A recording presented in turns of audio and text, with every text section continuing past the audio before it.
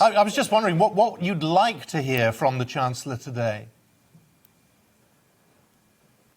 Well, look, like many people, I'm concerned about the cost of living, and so I'd like to see the Chancellor considering carefully how we can help more people through quite an uncertain period, particularly with high levels of inflation and energy prices. And I think there are some attractive options available to him there, like, for example, the universal credit taper rate, which I know many people have been asking him to address.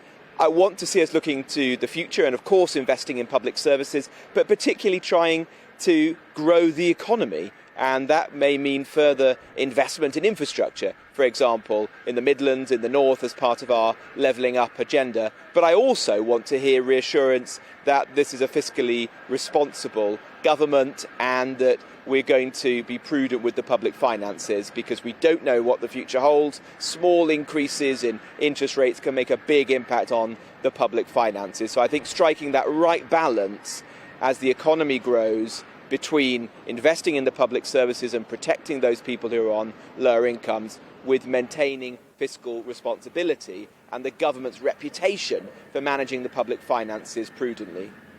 Good morning to you, Robert. I mean, we've heard much of what the Chancellor's going to say already in the last few days. Not much property news, in fact, nothing really. Is that an ominous sign, do we think, of tax increases to come?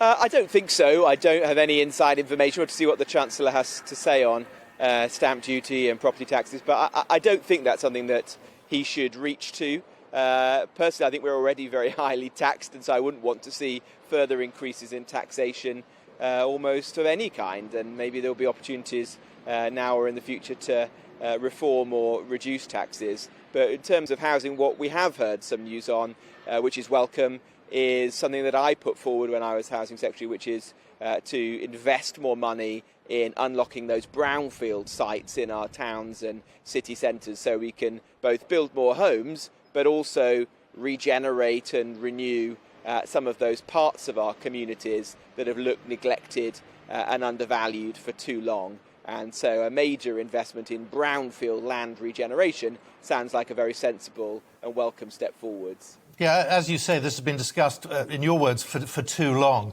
There's a huge scandal in this country at the moment, under your watch as Secretary of State, and that is the cladding scandal. It is affecting many people around the country, living in homes that are blighted by this, living in standard of accommodation that you would not put up with, and people need help. Why is the government not helping? Isn't this budget a moment where that help can be offered? Well, when I arrived as Housing Secretary, the government was providing around £600 million of support for those people caught up in the cladding scandal. I was able to negotiate over £4 billion more money from the Chancellor, Rishi Sunak, and so we now have a £5.1 billion programme to support those individuals. Is that enough money?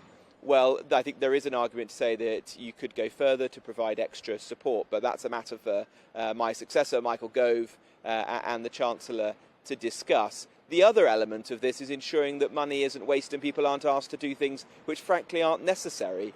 And particularly for the lower rise homes, we're hearing stories of serious risk aversion from the lenders and the insurers, people being asked to do works which probably aren't even required. And that requires a change in the mindset and a return to common sense and a sensible appreciation of risk, something that is starting to flow through the system, but will take time. And I'm very concerned about people being asked to spend money for things that aren't necessary, because actually the statistics show that you're at no higher risk of dying in a fire in a high-rise building than you are in a home or a bungalow. And so we've got to return to a proportionate, risk-based approach. So those are the two things we really now need to do: instill proportionality and provide potentially some extra support to those people who do need to do works because they are genuinely living in homes that aren't safe and need to be remediated as quickly as possible. Yeah, are you confident of finding common sense anywhere?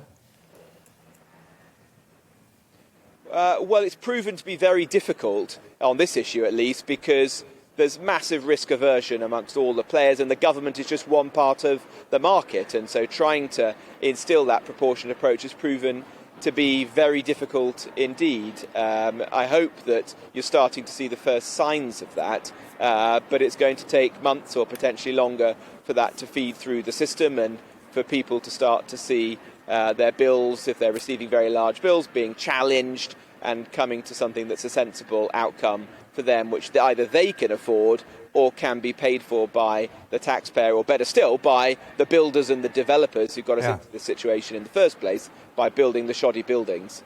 Yeah, I mean, you served under Philip Hammond. You were Secretary to the Treasury under the Chancellor then. Just wonder what you make about the fact we seem to know more about today's budget before the budget than we probably will after. Is this the way to do it?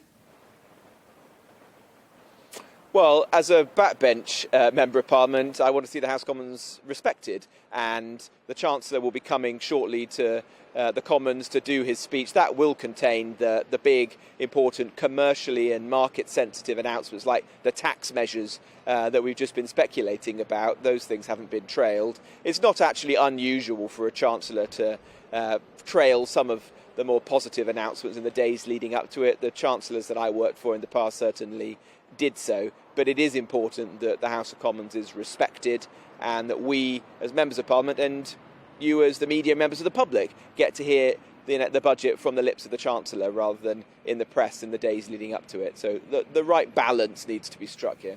Yeah, well, OK, Robert Jenrick, former Housing Secretary, thanks so much for your time today.